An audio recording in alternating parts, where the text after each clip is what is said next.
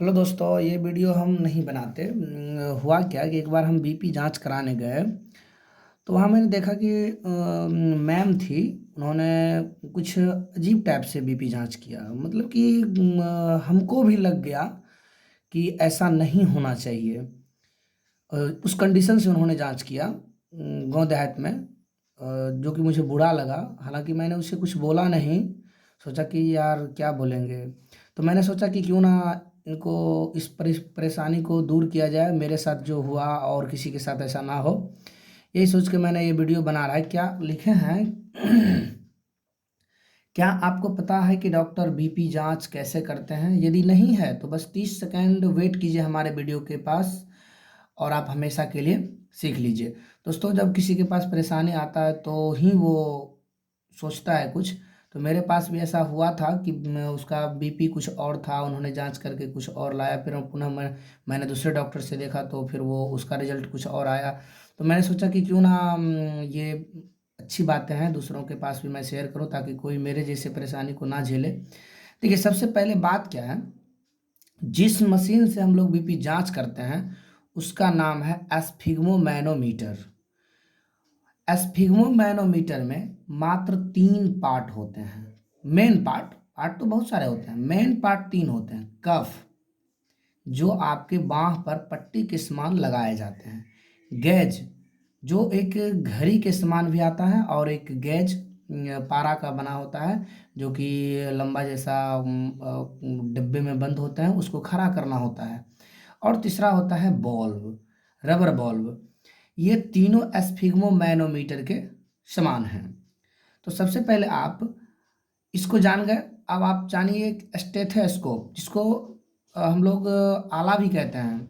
इसमें मात्र 2 पार्ट होते हैं, एक डायफ्राम होता है गोल टाइप का, और दूसरा स्पीकर होता है जो डॉक्टर साहब अपने कान में लगाते हैं। आपको देखिए, अभी आप ये जानना है कि आखिर इसका इस्तेमाल कैसे किया जाता है, इसका यूज कैसे करते हैं। सबसे पहले आप पेशेंट को देखिए, 2 कंडीशन में जांच किया जाता है, एक फास्टिंग में और एक भोजन करके। तो खैर, पहले आप इस जान लीजिए कि हमको चेक कैसे करना है, ये जानिए। उसके बाद मैं नेक्स्ट वीडियो में बताऊंगा कि फास्टिंग में कितना बीपी आना चाहिए, या और उसके बाद भोजन करके कितना आना चाहिए। तो सबसे पहले आप ये जानिए, कफ को बाह में लगा देना है। लगाने के बाद गैज को खड़ा करना है। वो पारा का जो बना होता है, घड़ी टाइप का है तो कोई प्रॉब्लम नहीं है। तब तो उसको डायरेक्ट आप लगा के बस बॉल्ब को प्रेस कीजिए। बॉल्ब को प्रेस कीजिए। देखिए, इसमें तीनों हो सकता है कनेक्ट नहीं होगा, तो आपको जोर लेना है। और इजी है, बस नट बोल्ट पे होता है, उसको आप कस लीजिएगा तो फिर वो ऐड हो जाता है। ऐड होने के बाद बॉल्ब के पास एक वोल्ट होता है, जिनको आप कस के बॉल्ब को प्रेस कीजिए। बॉल्ब को जब प्रेस कीजिएगा तो कफ में हवा जाएगा, और कफ से पुनः गैज में जाएगा। गैज में हवा जाने के बाद वो पारा का जो स्तंभ बना है वो ऊपर उठने लगता है। और जब ऊपर उठने लगता है, उसमें लिखा रहता है कि 60 mm, 70, 80, 90, 100, 100। तो आपको तब तक प्रेस करना है बॉल्ब को जब तक कि आपका पारा 200 तक नहीं चला जाए। मिनिमम 200, 210 भी, 190 भी, उस हिसाब से देखिए। तो प्रेस करने से पहले आपको प्रेस तब करना है जबकि आप स्टेथोस्कोप के डायफ्राम को सारा इधर सेट कर लीजिए। सेट करने के बाद स्टेथोस्कोप को आप डायफ्राम को पेशेंट के, देखिए, कफ में जो वहाँ से 2 स्टेप का निकलता है, एक यहाँ आप बॉल्ब और यहाँ ये गेज में जाता है। तो इस टाइप का जो आता है, यहाँ पर जब आप कफ लगाते हैं, यहाँ पर ये कफ लगाते हैं, तो आपको इस बीच में रखना है डायफ्राम को। ठीक, इस बीच में इसलिए रखा रखा जाता है कि यहाँ पर धमनी आ जाता है। धमनी, जिससे कि शुद्ध रक्त बहते हैं। ये आप कह सकते हैं जैसे शुद्ध रक्त बहते हैं, और ये मांस के नीचे होता है ये वेन। जब आप बॉल्ब को प्रेस कीजिएगा और यहाँ पर डायफ्राम रख के स्पीकर को आप अपने कान में लगाइएगा। देखिए, स्टेथोस्कोप को जब भी यूज करना चाहिए तो स्पीकर को कान में लगा के डायफ्राम को 2 बार टच करके देख लेना चाहिए कि आवाज़ स्पीकर में आ रहा है या नहीं आ रहा है। अगर स्पीकर में आवाज़ आ रहा है तो आप इस दोनों, ये जो दोनों ट्यूब हैं, इनके बीच में आप डायफ्राम को लगा दीजिए। लगाने के बाद आप प्रेस कीजिए, आप बॉल्ब को प्रेस कीजिए। बॉल्ब को प्रेस करने के बाद जब बॉल्ब को आप प्रेस कीजिएगा तो पारा का स्तंभ जो है उस पे, या घड़ी वाला है, दोनों में से किसी में भी 200 तक जाने दीजिए। 200 तक जाने के बाद जब आप यहाँ आवाज़ को फील कीजिएगा तो आपको किसी टाइप का कोई आवाज़ नहीं आएगा। जब आपको आवाज़ आना बंद हो जाए तो फिर बॉल्व के बगल में जो एक वो नट था उसको हल्का ढीला कीजिए, और इस तरह से ढीला कीजिए कि पारा जो है धीरे धीरे नीचे आए। दोस्तों मैंने यही देखा था कि उन्होंने बॉल्व को यूं खोल दिया, और बॉल्व के पास जो वैन था, ओ सॉरी क्या कहते हैं, नट था, उसको खोल दिया, और इतना स्पीड में खोला कि कैसे पता किया होगा कि कितना पर हमको ध्वनि सुनाई दिया, कितना पे नहीं दिया। इसीलिए मुझे डाउट हुआ, और यही सोच के मैंने ये वीडियो बनाया।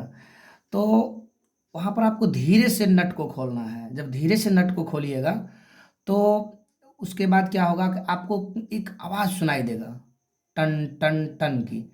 आप उस जिस पॉइंट पर आपको आवाज़ सुनाई देने लगा उस पॉइंट को आप नोट कर लीजिए, माइंड में नोट कर लीजिए। हो सकता है तकरीबन आपको 130 पे या 135 पे, 120 पे, 110 पे, या फिर जिस भी पॉइंट पर आए उसको आप नोट कर लीजिए।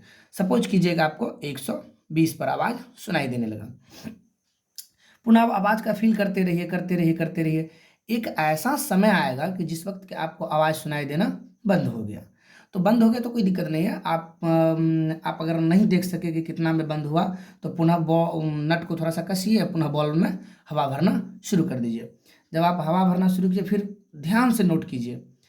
आप मान लीजिए कि आप पुनः वॉल्व को नट को खोल के आप पुनः एयर को बाहर निकालें, तो उसमें यदि आपको मान लीजिए कि पॉइंट आ गया कि भाई 80 के बाद हमको आवाज़ सुनाई देना बंद हो गया था, तो आप यहाँ पर आप 80 लिख सकते हैं। आप यहाँ पर 80 लिखिए, तो यही आपका हो गया बीपी जांच। कभी कभार क्या होता है, किसी व्यक्ति का 80 पर 120 पर सुनाई नहीं दे करके 130 पर सुनाई दे देता है। कितना पर सुनाई दे देता है? 130 पर, 130, और ये दे देता है 90 पर। अगर दोस्तों आपको देखिए, जनरली स्वस्थ व्यक्ति का 120/80 होना चाहिए। ऊपर वाले को हम लोग सिस्टोलिक बोलते हैं, और नीचे जो ये आया आपको डिस्टोलिक बोलते हैं। तो अगर आपको 120 से अधिक आ गया और नीचे 80 से ज़्यादा आ गया तो समझिए आपका बीपी हाई है, ज़्यादा है BP, blood pressure, blood pressure अधिक है। तो इस कंडीशन में आपको नमक कम खाना चाहिए, डिप्रेशन वाले स्थान पर कम जाना चाहिए, जिसे डिप्रेशन हो उससे, और उसके बाद शीतली प्राणायाम करना चाहिए, कुछ योगा एक्सरसाइज वगैरह हल्का फुल्का करना चाहिए, तो इससे ये नॉर्मली हो जाता है।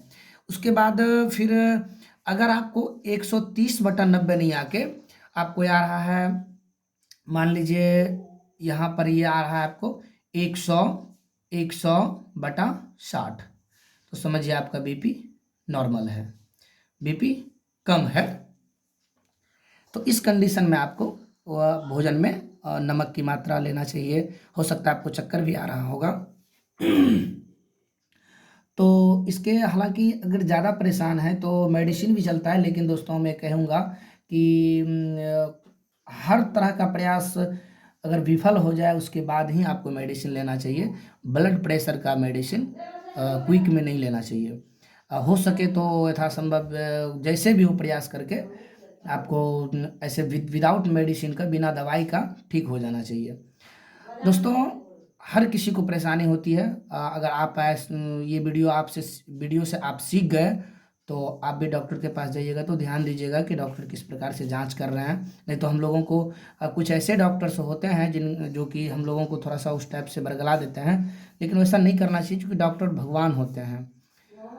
यदि आपको वीडियो अच्छा लगा तो आप हमारे वीडियो को दोस्तों तक भी भेजिए ताकि वो भी सीखे, और लाइक ज़रूर कीजिएगा। अगर इसी प्रकार का वीडियो और चाहते हैं तो हमारे चैनल को सब्सक्राइब भी कीजिएगा। धन्यवाद।